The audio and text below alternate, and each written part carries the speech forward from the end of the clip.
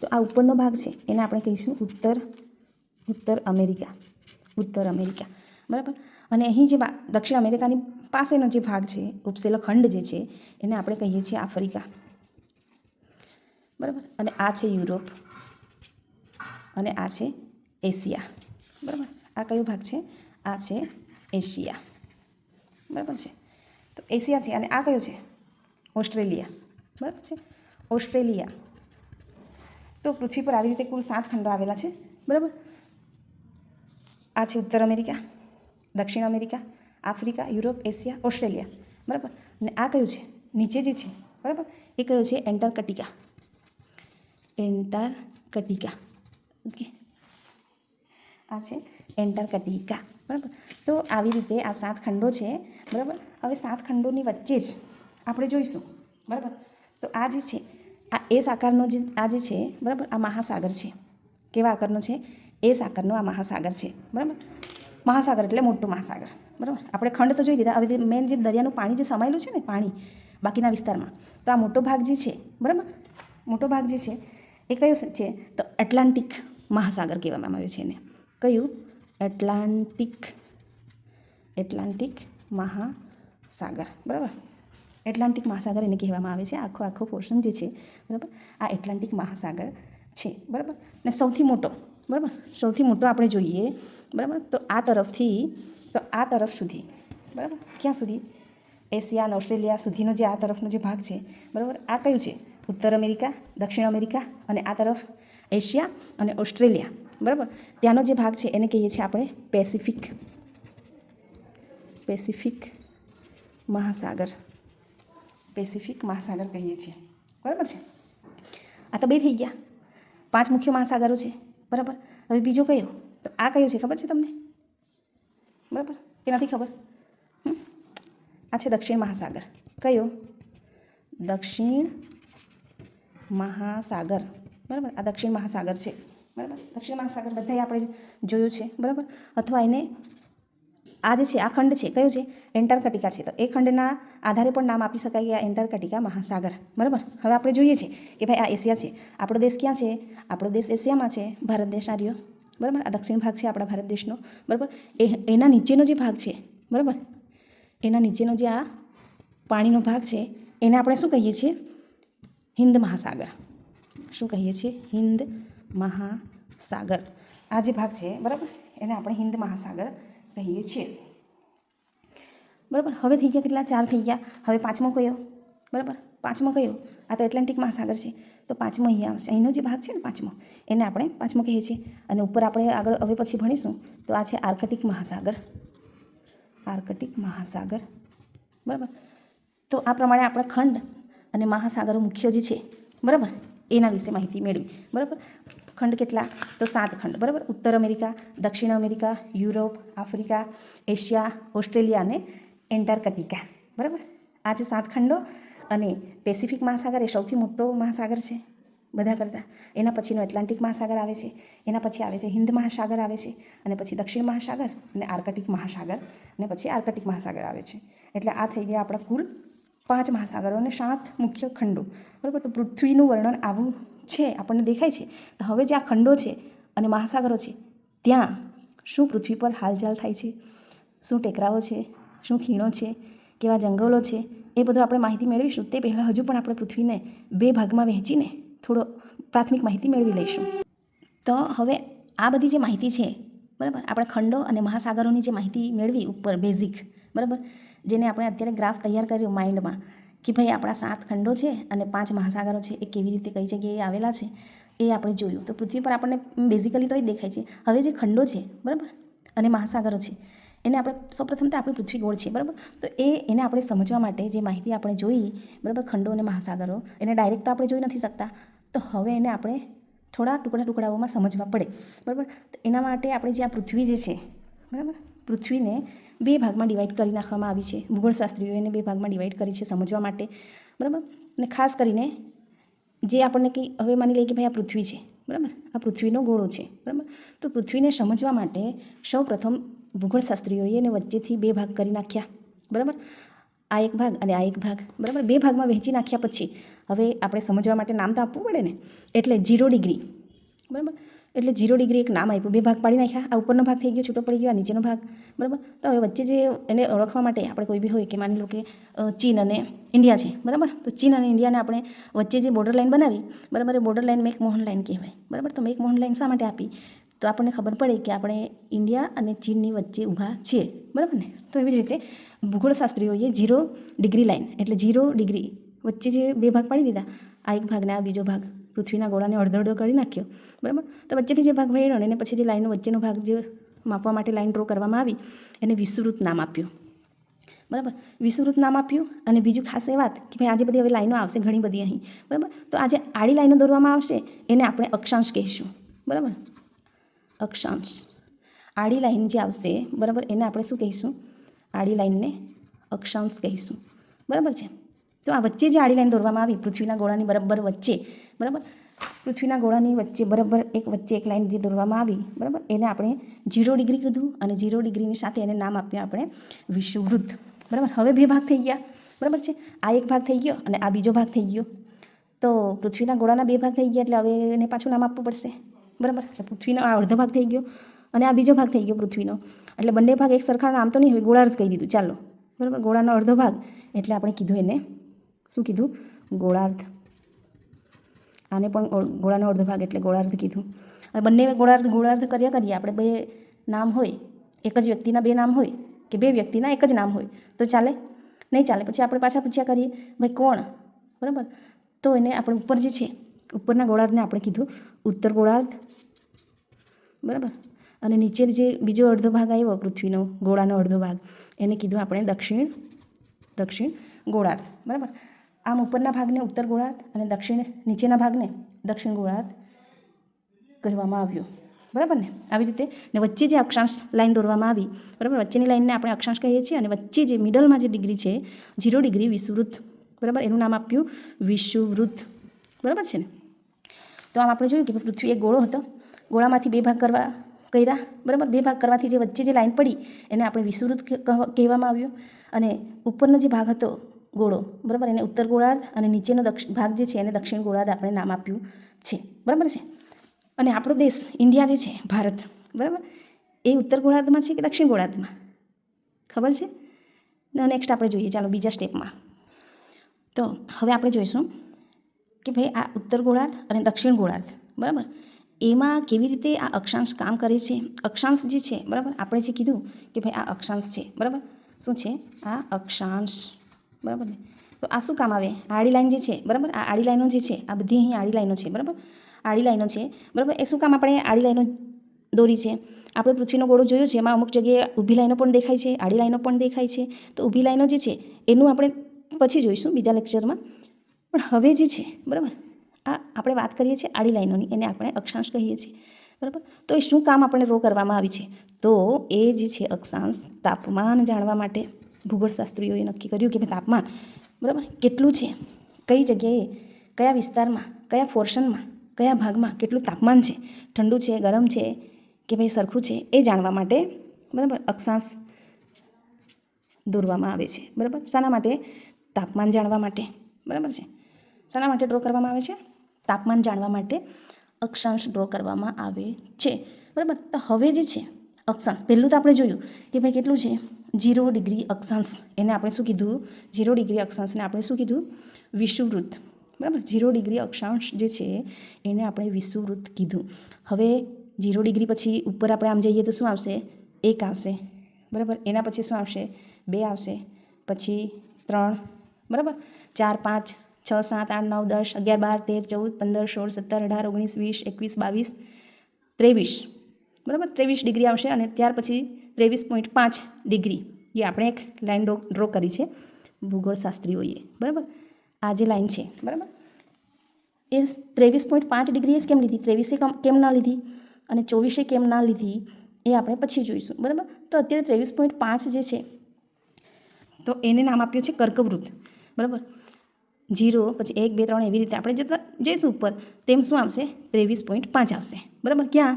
ઉત્તરમાં, ઉત્તર ગોળાર્ધમાં, બરાબર ને.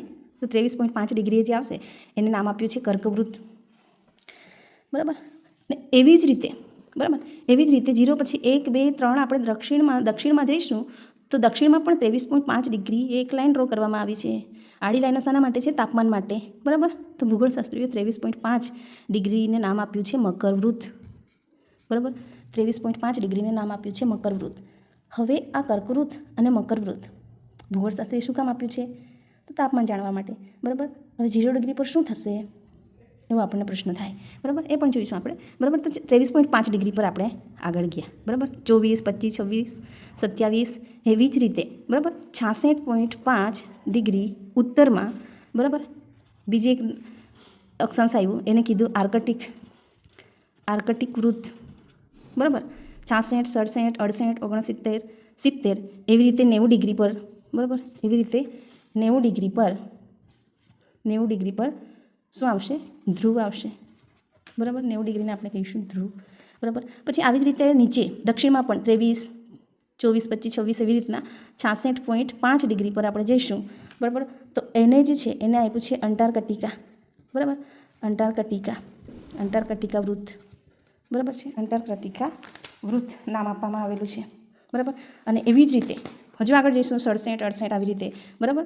તો 90 ડિગ્રીએ. બરાબર. 90 ડિગ્રીએ શું આવશે? ધ્રુવ. હવે ધ્રુવ અહીંયા પણ થઈ ગયો, અહીંયા પણ થઈ ગયો. હવે સ્વાભાવિક વાત છે, આપણને ખબર છે, તમને ખબર જ છે, આપણે વાત કરી જ. બરાબર. 0 ડિગ્રીથી ઉપરના ભાગમાં હોય તો એને આપણે ઉત્તર કહી દઈશું. એટલે આ જે 90 ડિગ્રીવાળો ધ્રુવ છે એને ઉત્તર ધ્રુવ, અને નીચે જે ધ્રુવ છે એને આપણે શું કહીશું? દક્ષિણ ધ્રુવ. બરાબર. તો આવી રીતે આ અક્ષાંશ દોરવામાં આવી છે. અને આ મુખ્ય જે લાઈન છે, તાપમાન ત્યાં બદલાતું હોય છે, તાપમાનનો ફેરફાર થતો હોય છે. એટલે ત્યાં આપણે માપ લખેલું છે કે ભાઈ 23.5 જે અક્ષાંશ છે. બરાબર. ત્યાંથી તાપમાનનો વધઘટ થશે. 66.5 ડિગ્રી જે છે. બરાબર. ત્યાંથી તાપમાન વધઘટ થતું હશે એ આપણે જાણી શકીશું. એટલા માટે આ 0 ડિગ્રી પછી. બરાબર. આવી રીતે માપ લાઈન ડ્રો કરવામાં આવી છે. બરાબર છે. એટલું ખબર પડી ગઈ. હવે આ જે છે માની લો કે ભાઈ આ 0 ડિગ્રી છે. બરાબર છે. આ 0 ડિગ્રી છે. બરાબર. તો 0 ડિગ્રીને બરાબર છે, આ જે 0 ડિગ્રી છે એ 0 ડિગ્રીને આપણે શું કીધું? વિષુવવૃત્ત. બરાબર. પછી 1 નંબર આવ્યો. બરાબર ને. પછી શું આવ્યું કે ભાઈ આ 1 નંબર આવ્યો. બરાબર. આવી રીતે નીચે આવ્યું દક્ષિણમાં. બરાબર. તો આ ઉપરનો ભાગ છે. બરાબર. આ ઉત્તર ભાગ. અને આ 0 ડિગ્રી પછી આ જે છે આ નીચેનો ભાગ છે. બરાબર છે. હા કે ના? હા. બરાબર. તો આ 1 2 3 એવી રીતે કુલ હવે અંદાજ લગાવીએ આપણે કે ભાઈ આપણા જે પૃથ્વીનો ગોળો છે એમાં કુલ કેટલા અક્ષાંશ હશે. બરાબર. એટલે ઉપર કેટલા છે જોઈએ છે આપણે તો કે ભાઈ. બરાબર છે. તો ઉપર કેટલા છે? તો ઉપર 90 છે. બરાબર. પ્લસ નીચે કેટલા? 90 છે. 90 અક્ષાંશ છે એટલે કેટલા થઈ ગયા? 180. બરાબર. એટલે કુલ કેટલા અક્ષાંશ થાય? 180. ના, 180 તો ખરા જ. બરાબર. 180 તો ખરા જ. પ્લસ એક કયો? આ 0 ડિગ્રીવાળો લાઈન છે ને, આ 0 ડિગ્રી લાઈન છે એ પણ એક આવે. એક લાઈન એ કહેવાય. એટલે કુલ 181. બરાબર. કુલ 181 અક્ષાંશ આપણી પૃથ્વી પર આવેલા છે. કેટલા? 181. બરાબર. હવે આ એક અક્ષાંશ એટલે 0 થી 1, 1 થી 2, 2 થી 3 એનો જે વચ્ચેનો જે જગ્યા છે. બરાબર. એ સ્પેસ છે. બરાબર. એ કેટલું હોઈ શકે? તો એ કેટલું હોઈ શકે? 111 કિલોમીટર. કેટલું? 111 કિલોમીટર. એક અક્ષાંશથી બીજા અક્ષાંશ જવા માટે કેટલા કિલોમીટર કાપવું પડે? તો 111 કિલોમીટર કાપવું પડે. બરાબર છે. તો આ જે છે આપણે આ વિષુવવૃત્ત એના વિશેની માહિતી આપણે લીધી છે અત્યારે. બરાબર. આપણો દેશ ક્યાં છે? કર્કવૃત્ત પર. બરાબર. ભારત દેશ ક્યાં છે? કર્કવૃત્ત પર આવેલો છે. ઓકે. તો આપણો દેશ જે છે કર્કવૃત્ત પર આવેલો છે. આપણને ખબર છે કે ભારત કર્કવૃત્ત પર આવેલો છે. બરાબર. એટલે આપણને ખબર છે કે આ 0 ડિગ્રી છે. બરાબર. આ 0 ડિગ્રી છે અને એની ઉપરની જે લાઈન છે. બરાબર. આપણે માપ પ્રમાણે જોયું તો એ છે 23.5 ડિગ્રી. બરાબર. શું છે? કર્કવૃત્ત. બરાબર. કર્કવૃત્ત આવેલું છે. ક્યાં? 0 ડિગ્રીના ઉત્તર ગોળાર્ધમાં કર્કવૃત્ત આવેલું છે. બરાબર. એ કર્કવૃત્ત પર આપણો ભારત દેશ અહીં ક્યાંક છે. બરાબર. તો હવે આપણે જોઈએ કે ભાઈ કર્કવૃત્ત પર ભારત દેશ ક્યાં આવ્યો છે. તો આપણે જોઈએ. ચાલો માની લઈએ કે આ કર્કવૃત્ત છે. બરાબર છે. આ કર્કવૃત્ત છે અને આ કઈ છે નીચે? એ મકરવૃત્ત છે. બરાબર. આ કઈ છે? આ મકરવૃત્ત. આ છે વિષુવવૃત્ત. અને આ છે કર્કવૃત. કર્કવૃત, બરાબર. તો આ છે ઉત્તરનો ભાગ છે અને આ છે દક્ષિણ ભાગ છે. આ દક્ષિણ ગોળાર્ધ છે અને આ ઉત્તર ગોળાર્ધ છે. ઉત્તર ગોળાર્ધમાં આપણો દેશ, બરાબર, આપણો દેશ આ જગ્યાએ કોઈક જગ્યાએ છે, બરાબર છે. આપણો દેશ કર્કવૃત પર આવેલો છે, બરાબર. આપણો દેશ જે કર્કવૃત પર આવ્યો છે, તો આપણને મનમાં એમ થાય કે આપણા દેશમાંથી પસાર થાય છે તો કયા કયા રાજ્યોમાંથી પસાર થાય છે અને કેટલા રાજ્યોમાંથી પસાર થાય છે. આપણે સૌ જાણીએ છીએ કે કર્કવૃત પર, બરાબર, આપણા દેશમાં કુલ 8 રાજ્યો આવેલા છે. 8 રાજ્યોમાંથી કર્કવૃત રેખા પસાર થાય છે એ આપણે જાણીએ છીએ ને, બરાબર છે. તો માની લઈએ કે ભાઈ આ કર્કવૃત છે. ક્યાં છે? અહીં આપણે ડ્રો કરી દઈએ અત્યારે, બરાબર છે. એવું માની લઈએ છીએ આપણે, બરાબર. અત્યારે કામ ચલાવ પૂરતું એવું માની લઈએ કે ભાઈ આ કર્કવૃત લાઈન દોરવામાં આવી છે, બરાબર. તો કર્કવૃત પર, બરાબર, કેટલા રાજ્યોમાંથી પસાર થાય છે? તો 8 રાજ્યોમાંથી. પહેલાં તો આપણને ખબર છે કે આપણું આવશે ગુજરાત, બરાબર. ગુજરાત આવશે અને પછી આવશે રાજસ્થાન આવે છે, બરાબર. પછી શું આવશે? મધ્યપ્રદેશ, બરાબર. પછી આવશે છત્તીસગઢ, બરાબર. પછી આવશે શું આવશે? છત્તીસગઢ પછી ઝારખંડ આવશે, બરાબર. પછી આવશે પશ્ચિમ શું આવે? પશ્ચિમ બંગાળ આવશે. પછી આવશે ત્રિપુરા અને મિઝોરમ. શું આવશે? ત્રિપુરા અને મિઝોરમ, બરાબર. આ 8 રાજ્યોમાંથી કર્કવૃત પસાર થાય છે. આપણા દેશના 8 રાજ્યોમાંથી કર્કવૃત પસાર થાય છે, બરાબર. તો હવે આ જે બેઝિક માહિતી આપણે પૃથ્વીના ગોળાની વાત કરી, બરાબર, એમાં આપણે જોયું કે ભાઈ 0 ડિગ્રીએ વિષુવવૃત્ત છે, 23.5 ડિગ્રીએ જે છે, બરાબર, કર્કવૃત આવેલું છે અને 66.85 ડિગ્રીએ આર્કટિક વૃત્ત આવેલું છે, બરાબર. અને 90 પર ઉત્તર ધ્રુવ છે. દક્ષિણમાં જોઈએ તો દક્ષિણમાં 23.5 હોય તો મકરવૃત્ત અને 66.5 હોય તો એન્ટાર્કટિકા અને 90 હોય તો દક્ષિણ ધ્રુવ કહેવામાં આવે છે, બરાબર. હવે આપણે થોડું ધીરે ધીરે આગળ વધતા જઈશું, બરાબર. હવે આપણે જાણીએ છીએ કે ભાઈ 0 ડિગ્રી છે, બરાબર. મેં તમને પહેલાં જ કીધું કે ભાઈ આ આડી લાઈન જે દોરી છે, બરાબર, એ શા માટે દોરી છે? તો એ તાપમાન જાણવા માટે દોરી છે, બરાબર. તો આ 0 ડિગ્રી કેમ, બરાબર, અહીંયા 0 કેમ લખ્યું? તો પૃથ્વી ગોળ છે, બરાબર, ને સૂર્યની ફરતે ફરે છે, આપણને ખબર છે, બરાબર. આ સૂર્ય છે, પૃથ્વી આમ ગોળ ફરતી હોય છે, બરાબર, સૂર્યની આસપાસ ફરતી હોય, બરાબર. થોડી નમીને ફરે છે એ આપણને ખબર છે, બરાબર. એનું પણ આપણે ડિટેલમાં ધીરે ધીરે જોઈશું, બરાબર. તો હવે ખાલી એટલું જાણીએ કે ભાઈ આ સૂર્ય જે છે, બરાબર, સૂર્ય છે એના કિરણો, બરાબર, સૂર્ય જે છે, બરાબર, ક્યાં જાય છે? ઉપર આમ થોડું જાય છે ઉત્તર ગોળાર્ધમાં. ક્યાં સુધી? તો કર્કવૃત સુધી જાય છે, બરાબર. નીચે આવે છે તો મકરવૃત્ત સુધી આવે છે, બરાબર. પછી પાછો મકરવૃત્ત પરથી પાછો રિટર્ન થઈ જાય છે, બરાબર, પાછો ઉપર જાય છે, બરાબર, કર્કવૃત્ત પર આવે છે, કર્કવૃત્તથી નીચે. આવી રીતે કર્કવૃત્ત અને મકરવૃત્તની વચ્ચે, બરાબર, સૂર્ય ફરતો હોય છે. સૂર્ય નથી ફરતો, પૃથ્વી ફરે છે, આપણને સૌને ખબર છે. પણ પૃથ્વી આ રીતે થોડી નમેલી છે ને એના કારણે આપણને એવું લાગે છે, બરાબર. તો એ સૂર્ય જે છે, પૃથ્વી જ્યારે ફરે છે ત્યારે પૃથ્વીના મેઇન ભાગ જે ખરો 23.5 ઉત્તરથી 23.5 દક્ષિણમાં એટલા જ ભાગમાં સૂર્યના કિરણો સીધા પડતા હોય છે, બરાબર ને, સૂર્યના કિરણો સીધા પડતા હોય. પછી આ ઉત્તર ધ્રુવથી જોઈએ આપણે, કર્કવૃત્તથી ઉત્તર તરફ જઈએ તો અહીંયા જ્યારે સૂર્ય આવે છે ને ત્યારે ઉપરના ભાગમાં એના કિરણો ત્રાંસા દેખાતા હોય છે. પછી સૂર્ય પાછો અહીંથી આવે છે તો અહીં સુધી આવે છે, આપણને ખબર છે મકરવૃત્ત સુધી આવે છે, બરાબર. અહીંયા જ્યારે આવશે ત્યારે આ ભાગમાં સૂર્યના કિરણો ત્રાંસા દેખાશે. પણ એનો મતલબ કે આ જે ભાગ છે વિષુવવૃત્તવાળો, વિષુવવૃત્તની આસપાસનો ભાગ, સૂર્ય આ જગ્યા પર સીધા સૂર્યના કિરણો પડતા હોય છે. આવી રીતે પૃથ્વી ફરે છે, બરાબર. એટલે સૂર્યના કિરણો અહીં સીધા પડ્યા કરે છે વિષુવવૃત્તની આસપાસ, બરાબર. તો એટલે જ આપણે વિષુવવૃત્તની આસપાસનો જે ભાગ છે, બરાબર, અહીં સીધા કિરણો પડે છે એટલે એને આપણે ઉષ્ણકટિબંધ કહીએ છીએ. શું કહીએ છીએ? ઉષ્ણકટિબંધ, બરાબર. આ ભાગમાં પણ શું આવશે? આમાં પણ ઉષ્ણકટિબંધ, બરાબર. તો આ જે ભાગ છે, બરાબર, આ જે ભાગ છે કયો કે ભાઈ કર્કવૃત્તથી મકરવૃત્ત સુધીનો જે ભાગ છે, બરાબર, આને આપણે ઉષ્ણકટિબંધ કહીએ છીએ. શું કામ? તો સૂર્ય જે છે, બરાબર, સૂર્યના કિરણો અહીં સીધા પડતા હોય છે. આ ભાગમાં સૂર્યના કિરણો સીધા જ પડતા હોવાને કારણે એને આપણે ઉષ્ણકટિબંધ કહીએ છીએ. અને આ તરફ જે પાછો રિટર્ન થઈ જાય છે. હજુ હું તમને ડીપમાં શીખવીશ, પણ અત્યારે બેઝિક પ્રાથમિક માહિતી જાણી લઈએ આપણે, બરાબર છે. તો હવે જાણીએ છીએ આપણે કે ભાઈ સૂર્ય અહીં સુધી આવે છે, ક્યાં સુધી? મકરવૃત્ત સુધી આવે છે અને પછી પાછો રિટર્ન થઈ જાય છે એવું માનીએ છીએ, બરાબર. એ કઈ તારીખે આવે છે એ આપણે બીજા કોઈ લેક્ચરમાં, બીજા વિડીયોમાં જોઈશું, બરાબર. તો આ 0 અહીંથી મકરવૃત્તથી અહીંયા થઈ જાય છે, વિષુવવૃત્ત પર જાય છે, વિષુવવૃત્ત પરથી કર્કવૃત્ત પરથી વિષુવવૃત્ત પરથી મકરવૃત્ત પર થઈને અહીં જ સીધા કિરણો પડતા હોય છે, બરાબર. તો અહીંથી આમ જ થયા કરે છે. એટલે હવે આપણે જોઈએ કે 90 ડિગ્રી જે છે દક્ષિણ ધ્રુવ, અહીંયા તો સૂર્યના કિરણો પડતા હશે, ત્રાસા હશે એકદમ. જ્યારે મકરવૃત્ત પર સૂર્ય હશે ત્યારે દક્ષિણ ધ્રુવમાં ત્રાસા કિરણો એકદમ પડતા હશે. ક્યાં? મકરવૃત્ત પર, બરાબર.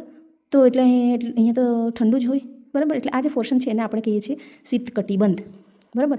એ જ રીતે 90 ડિગ્રી જે છે ઉત્તર ધ્રુવ, અહીંયા પણ આ ભાગ જે છે, બરાબર, અહીંથી સૂર્ય રિટર્ન થઈ જાય છે પાછળ, બરાબર. એટલે આ ભાગને આપણે શીત કટિબંધ કહીએ છીએ, કેમ કે ત્યાં બરફ હોય છે. આપણે સૌ જાણીએ છીએ કે ભાઈ ઉત્તર ધ્રુવ અને દક્ષિણ ધ્રુવમાં બરફ સૌથી વધારે હોય છે, બરાબર. તો હવે આપણે જાણીએ કે ભાઈ આ જે શીત કટિબંધ છે આ ઉષ્ણ કટિબંધ છે, બરાબર. તો અહીંયા શું? અહીંયા તો કોઈક વાર સૂર્ય આવે છે એટલે આટલાકમાં તો સીધા કિરણો પણ પડતા હોવા જોઈએ, બરાબર. સૂર્ય અહીંયા પણ આવે છે એટલે કોઈક વાર તો સીધા કિરણો પડતા હોવા જોઈએ ને, આમ આ ભાગમાં, બરાબર. અને અહીંયા પણ એમ લાગે કે આ ભાગમાં થોડા થોડા સૂર્યના કિરણો પડતા હોવા જોઈએ, બરાબર. આ તો બરફવાળું છે, બરાબર ને. એટલે બરફવાળો જે ભાગ છે એ બરફ આ તરફ ઠંડુ હવા આવતી હશે, બરાબર. ઉપર કેવી હવા આવતી હશે? ઠંડી હવા, બરાબર. આ શીત છે, બરાબર. આ ઉષ્ણ છે, અહીંથી આ બાજુ ગરમ આવે છે, આ બાજુ ઠંડુ. એટલે વચ્ચેનો જે ભાગ છે એને આપણે શું કહીએ છીએ?